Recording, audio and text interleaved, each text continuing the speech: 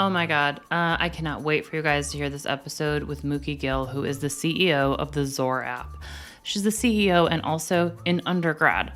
I don't know how this woman does it. She's absolutely amazing, has a personal connection to epilepsy, and is making an app that will change the game for people living with epilepsy, like now and then also in the future. Like, we could actually have a way to detect our seizures before they happen. Can you imagine that? Can you imagine being like getting a warning?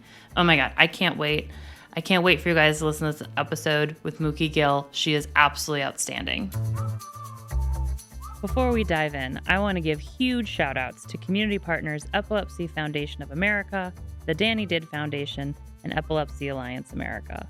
And big thanks to sponsors Neurelis and SK Life Science. Thank you for believing in this podcast and to help keep it going. All right, y'all, pull up a seat. This is going to be good. Okay. Hey, Mukki Gill. Thank you so much for being on What the F. I'm so excited to have you here. So I understand that you have created an app that will help people with epilepsy, like, just manage day-to-dayness. And you're going to explain it much better than me, about seizures and all of the patterns and everything and how to connect it to other data, which is so cool, with the goal of eventually, possibly, maybe, being able to predict seizures before they happen, which, again, I'm just amazed. You're an undergraduate student, and I cannot get over that. It's so cool. But before we dive into, like, all of the amazing work that you've done, I want to know, like, why? Like, what is your connection to epilepsy, and why did you start this amazing, incredible work? Hi, Landis. Thanks for having me. Super appreciate it. I'm super excited to share a bit about my journey and to share anything about that. I have to start with my brother Zor, the namesake for my venture. He's 2 years younger than me. He just turned 21. And he is born with Dravet Syndrome, which, if you're not familiar, is a genetic mutation that impacts specifically, I believe, sodium channels in his brain. So that presents as seizures that are refractory, so they don't respond to drugs as well as majority of people do, and also autistic tendencies, whatever that means. It's a very rare epilepsy, and it is a very intense epilepsy. Yeah, it's, I believe, one of the rarest forms of epilepsy. So I like to think he's very special, which he is. Oh, And oh, yeah, it definitely impacts everyone in the family. And I think maybe the word that we could use is it is very disabling. It impacts people in different ways. Zor has one of the higher functioning sides, which is fantastic. I mean, he's deeply intelligent. You could tell him any like math problem, like 17 times 52, and he could do it before you put up your phone. I oh swear. my gosh. I Okay, swear. that's amazing. He did I'm it at the DSF fundraiser, and that's how I got this water bottle that I stole from him. Wait, what? He did Wait, tell me the story. There's a water bottle involved in what? So a few months ago, Dravet Syndrome Foundation had a fundraiser in San Francisco, and we got to share a bit about our story. And Zor went up at the auction and did math to match for a donation. And he donated. That's so He got cool. 10K donated on the spot. So What? yeah. Oh my God. Oh my God. Don't put this information out there. People are going to start requesting Zor at their, at their Hey, he fundraisers. will take the job. He just has a very high hourly. Good. He should, because that's Yeah. impressive. But yeah, so Zor is an amazing influence in my life. He's my only sibling. So growing up with him and my mom, I really saw how his condition impacts him and our family. And I thought, here are all the places that I think I can help with if I go and get smarter in the future growing up. So this is Wow. me getting smarter, hopefully, in college. I'm Well, studying no kidding. engineering. So bringing in technology, I think, to help people like Zor and our families is really what I want to do with my career. Um, Hopefully, we're getting Well, started. like, it's so amazing because you're just like, yeah, I had to go get smarter. So I decided to major in engineering. Like, That's like a huge dedication to creating something good in this world. Also, as someone who could never do engineering, so I'm just like amazed by you and Yeah, your family right now. say never. Okay, I said the same. what's that? I said the same. Never say never. Here I am, one Uh, semester away. oh my God, that's so amazing. Yeah, so tell us about like how this came to be, like how you came to start developing this app and most importantly what it is. We'll get to that, but like where did this come from, like where you're just like I'm going to make an app, because I feel like a lot of people will be like I'm going to make an app and then they don't because it's really hard. It is So hard. It's really hard when you're a mechanical engineering student about software development, but luckily I'm surrounded by people who do. oh, Thanks for awesome. asking. It's a long story, so yes, bear with me a little bit. Yeah. But yeah, growing up, seeing what Zor needed and what was missing for him, we couldn't really keep him safe. We couldn't manage his data day to day. We couldn't predict his seizures. So all I want to do is going into, college and high school even was how can we predict Zor's seizures?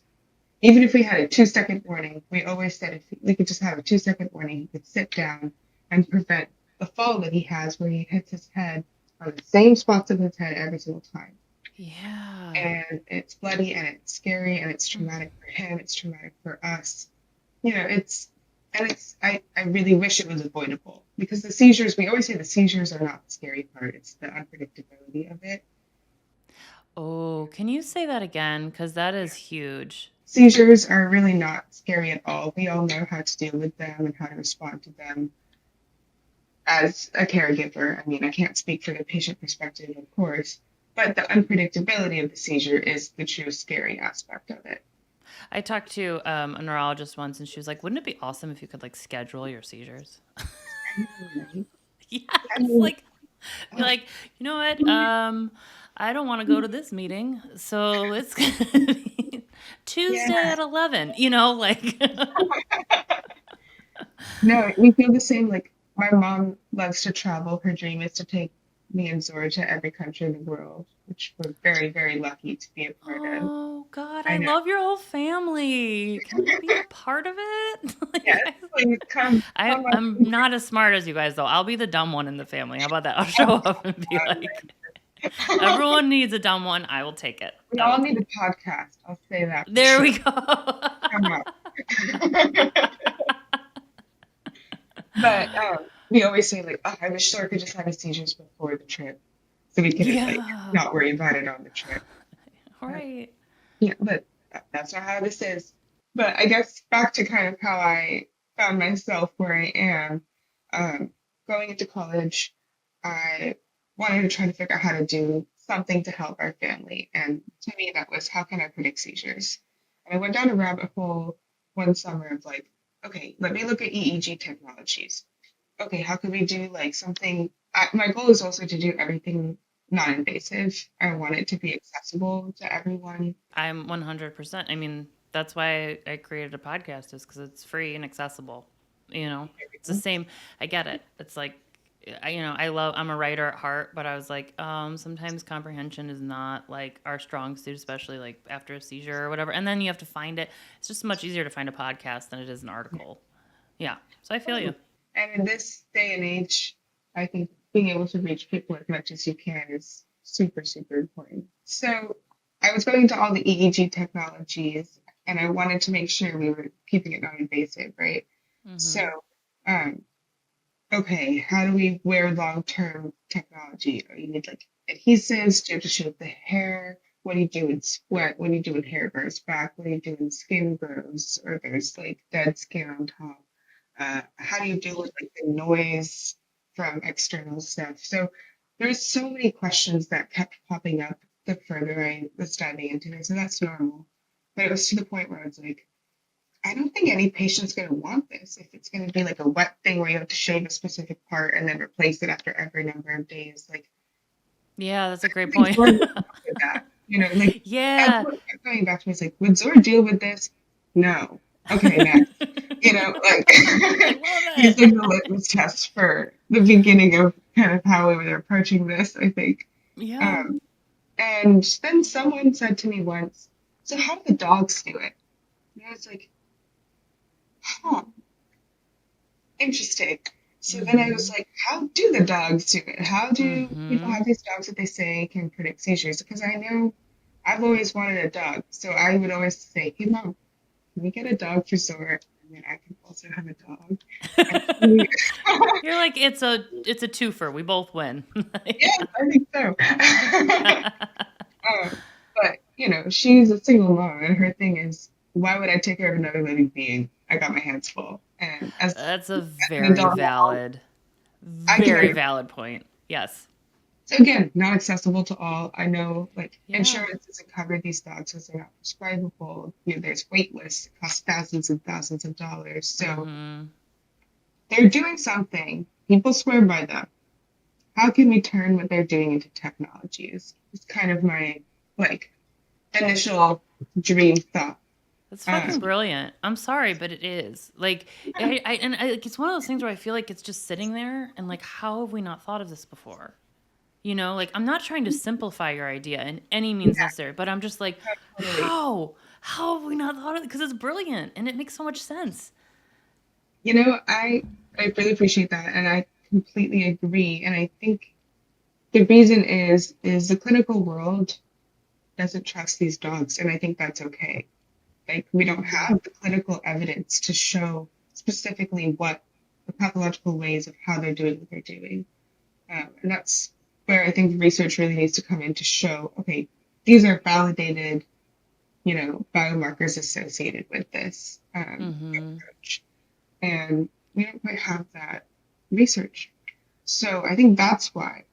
And it's hard to get research for something that, it's not validated clinically or Sure. considered something as trustworthy in the clinical sense. Mm-hmm.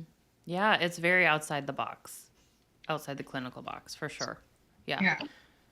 So I is think there that's is great. there sorry, I'm going to let you continue, but I just have so many questions. So No, so you're good. is there so are there any proven like is there any do we have any research that shows how dogs do it or no? Is it just like they Yeah. just these trainers are just really good and these dogs are really smart? Because I know my dog can tell when my seizures are coming now. He couldn't when I first got him. He was not I did not get purchase a seizure dog. I purchased a dog like Yeah. just a rescue, and now he can tell me before a seizure is coming after living with me for 4 or 5 years, and I'm like, I don't know how he does it, but he does it.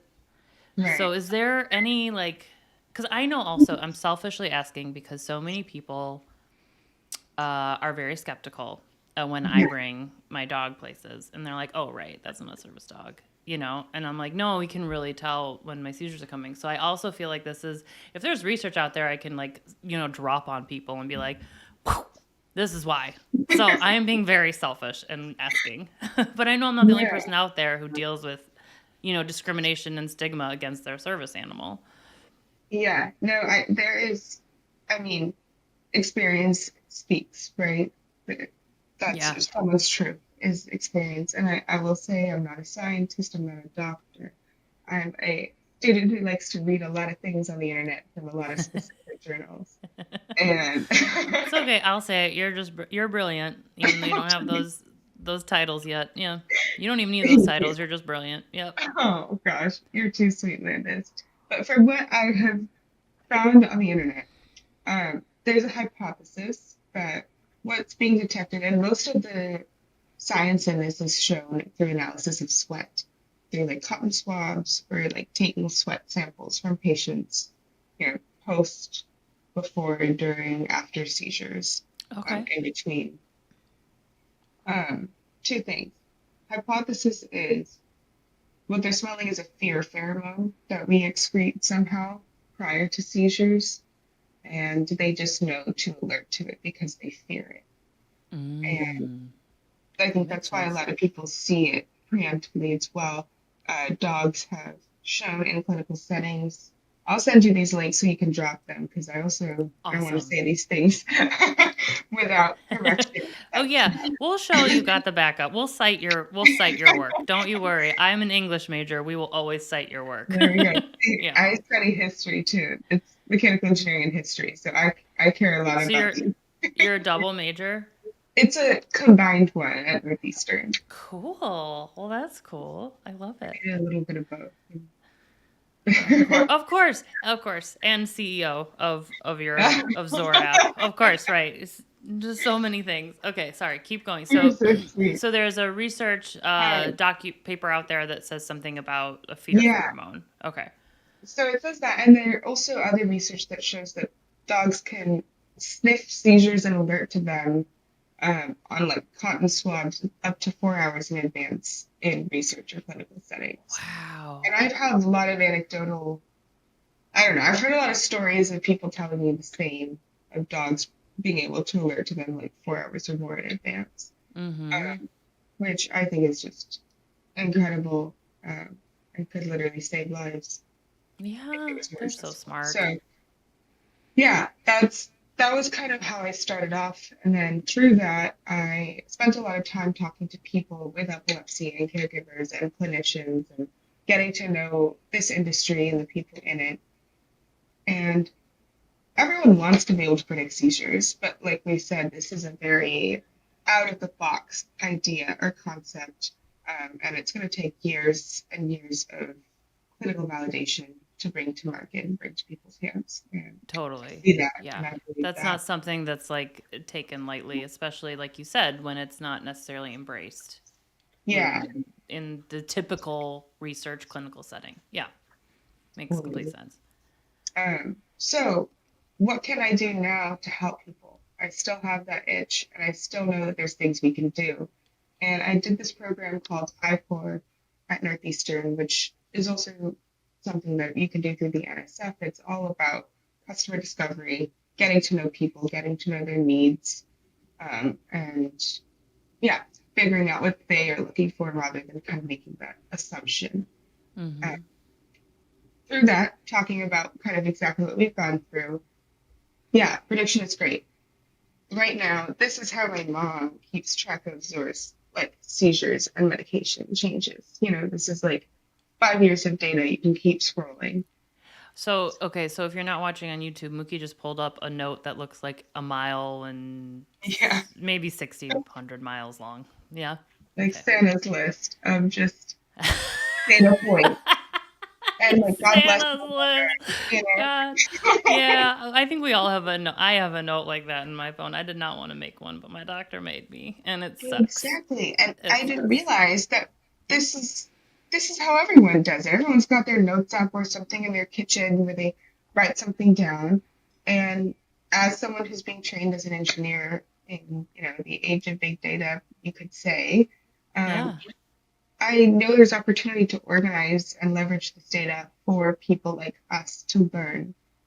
Okay, well, how does the Apple Health data that's coming in from Source Watch and the data that we can put in, you know, into like a calendar, an e-diary, um, how does that all look together? And what does that reveal about Source seizure patterns potentially, or his response to new medications, et cetera, et cetera? Oh, so it's like synthesizing, like, so I have an Aura ring, which tracks like I use it mostly to track my sleep and stress. Because those are two of my biggest triggers.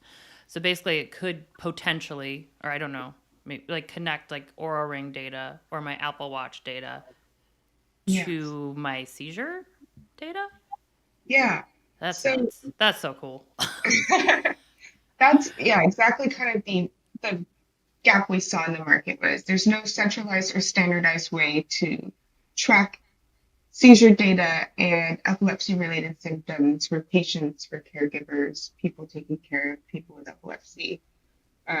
And there's no way then to bring that data in a confident way into clinical conversations where it's needed most.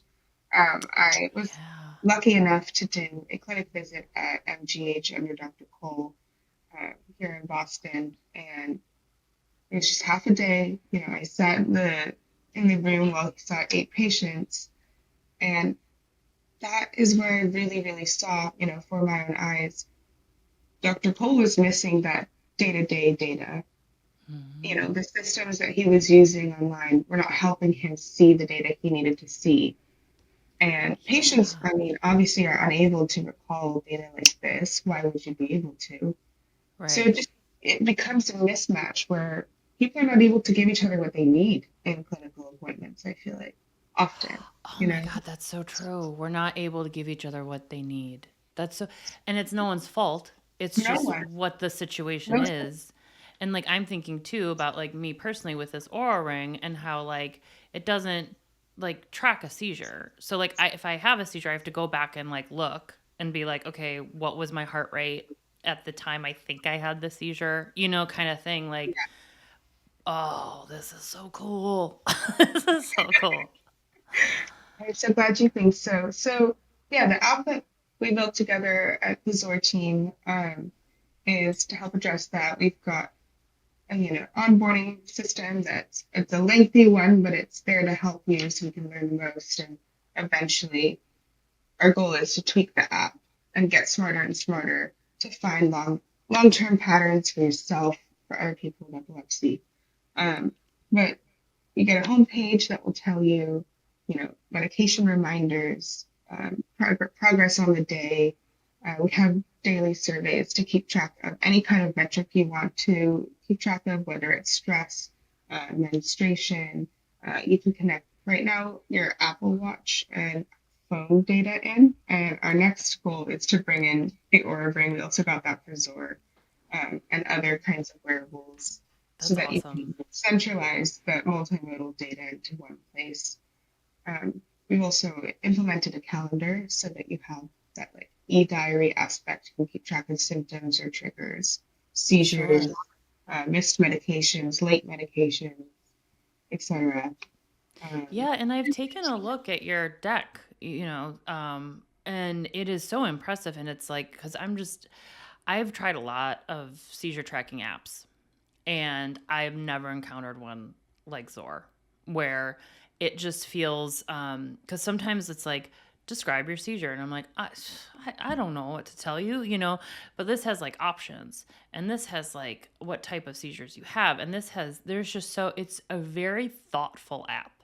It's a very designed for people with epilepsy app, which I hate saying it, but so many of those apps I don't feel like are designed for us, and you clearly did the homework. You clearly did the research and were like, how do we do this? How do we make this so that it is most helpful for people, the people we're creating it for? Thank you, Landis. That means the world to me because I'm very intentional about making sure that we're working with our community, not against or not for, but with. Mm-hmm. And I've been lucky enough to have many people with epilepsy and caregivers and clinicians give me their time and continuous advice after every iteration of the app. So I'm really grateful for people like you and your support. I'm really excited to connect Yeah, with I'm not the you. only person that like is a big fan of this. I remember when we met at the conference in Boston. It felt like there was a line around the block to talk to Mookie, and I remember I was like, we'll just Zoom when I get home, Yeah. which is awesome, and I love that, and I just think that just speaks volumes because if you're at an epilepsy conference and people are like, wait, this is something else, let me learn. That's huge, and I hope that because sometimes I don't know, I feel like we all need a little bit of validation in the work we do, right? Yeah. And I hope that was validation for you.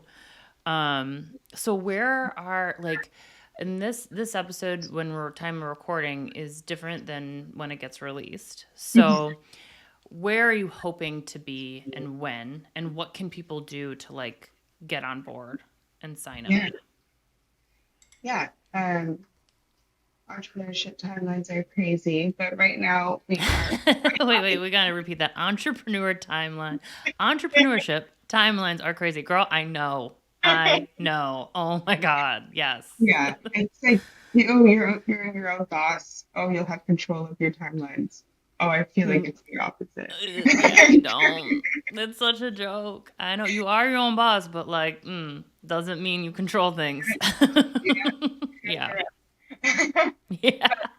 Basically, we're working to release the beta as early as we can in 2026 so we can get into Awesome. people's hands. I'll make sure that you have access to our wait list, if not our download QR code.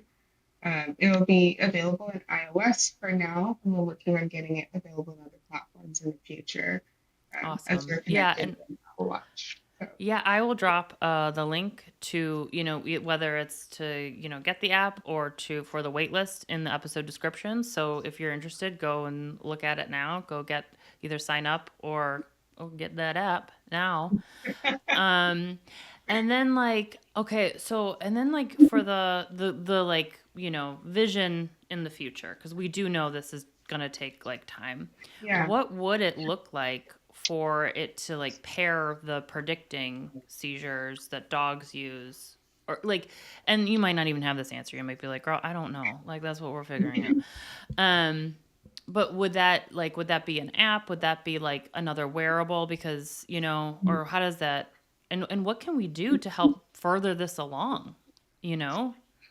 Wow. Well, you're asking big questions, I know Miranda. I asked you a million. Finish in 60 seconds. Go. Okay, okay. I'm I'll kidding. do I'm my kidding. I'm best. kidding. I'm kidding. I'm kidding. No, no, no, no, no. I don't mean it. I'm just being a jerk. Hey, I've Okay. had that before. I'll do it if I need to. You're like, But girl, it's not my first rodeo. I got this.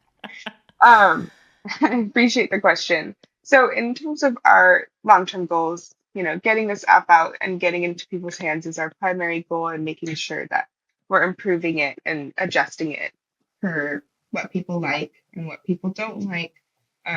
Again, is our immediate goal. On the side, I'm also pursuing ways to analyze what the dogs are doing through technology and hardware development as well. And my goal is to eventually develop that out further and, you know, per what the data says, and bring that into a device that we can connect into the app and build out a more holistic kind of prediction system. Um, that's the dream. That's truly the dream. So we'll see what the data Girl, says. I believe in dreams and I believe in this dream. 100%. Yeah. I believe This in the thing. dogs. That's my real thing. I know. I know. Yeah. Oh my God, they are the best. Yeah. You still should get a dog.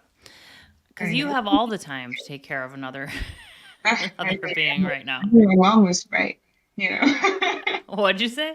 my mom was right. I don't want to take care of another living being right now. Oh No, no, no, no, no, no. Girl, I wouldn't even let you. You got enough on your plate. I really want. I want a dog. I want a cat. I want a full farm one day. One day. Same. I know. I always say if we had a yard, we'd have like 14 dogs, but we live in Chicago and we don't have a yard. So, but Yeah. I understand. But like, I didn't get a dog until I was ready. I knew I wanted one for years, but it took Yeah. me like a while to get ready.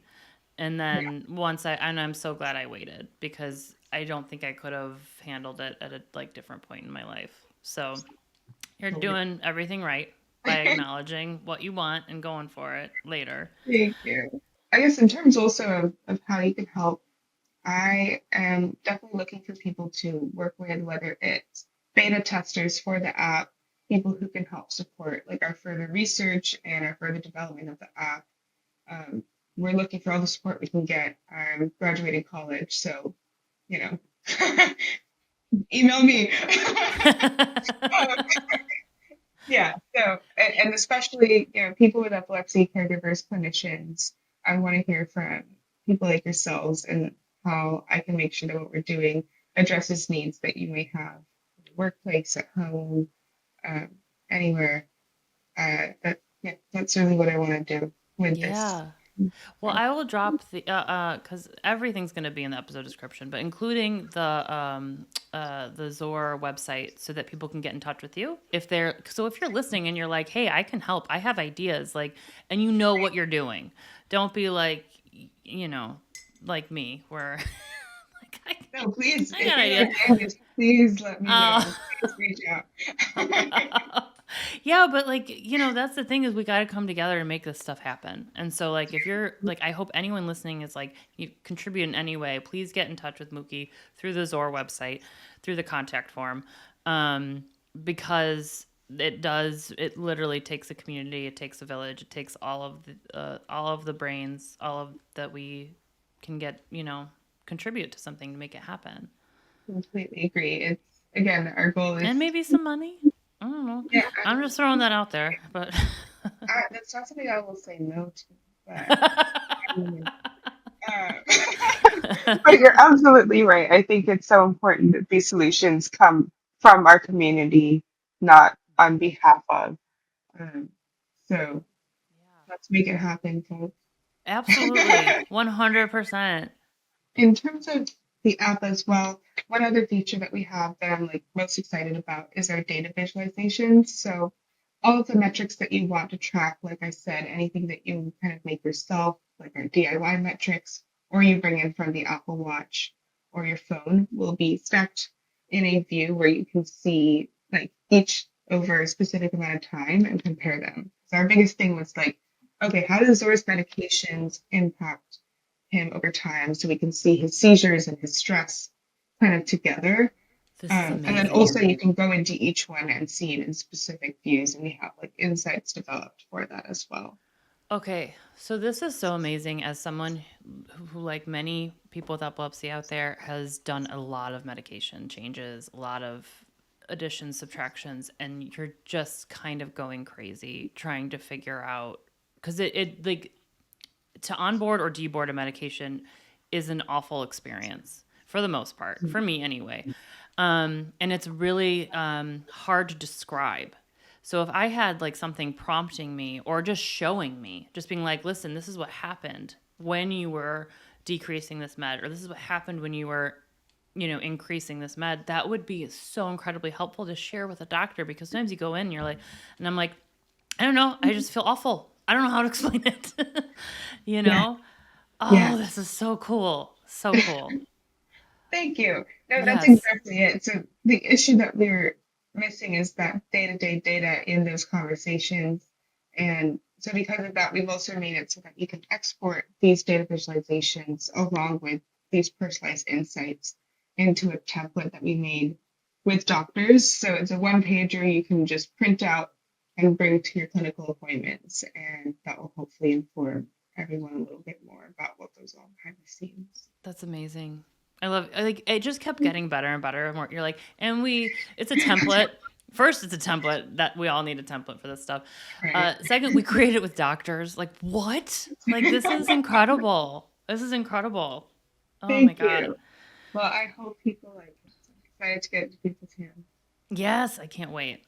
I can't wait. I can't wait to get in my hands. I cannot wait. It's gonna be great. Before we wrap up, I'm gonna ask you two questions that have absolutely nothing to do with what we've been talking about. All right, let's do it. Okay, number one, what's your favorite color? Oh, that's a really good question. I love to wear black. I love black. It is one of my favorite colors. Um, but I will say purple is my like new favorite color because everything that I'm buying and getting now merch wise is all purple. And You're like like, I'm being forced into. I have Oh, we got a purple notebook. We got a water bottle. I love it's it. Nice. everywhere. I have noticed though, like the most intelligent people always say black for their Really? favorite color. Yeah, it's Huh. nuts. Yeah, the first time I heard it, I was like, whoa. But I think the last person that said it was the head of neurosurgery at Lurie's Children's Hospital in Chicago. Wow. Well, hey, Yeah. twin. Right? So, girl, I mean, as if you couldn't get more brilliant in this episode. Here we go. Your favorite color shows it too. And then What's the second, yours? oh, what is mine? I have two, light blue, and then like a bright red. Mm, So two very love, opposite colors. One's very calm. One's very passionate. love that. Yeah. Thanks. It's so sweet of you to ask. The second question is, what does it mean to you to be a friend? Ooh, that's a really good question. Very important question. Um, I think there's many things. For me, it's a good laugh and to be reliable and someone you can depend on.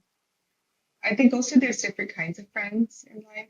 You know, you have your friends that you go out and party with, you have your friends that you work with, you have the friends that you call when you've had the worst day or you need support. And I've learned the importance of having each of those kinds of friends and more, and that they don't have to all be the same person. Mm, it's so true. I And I feel like love it that. shouldn't be. Yeah. Yeah. Yeah, I think recognizing that there's more than one type of friend and like, yeah, wow, that was you need to write a book.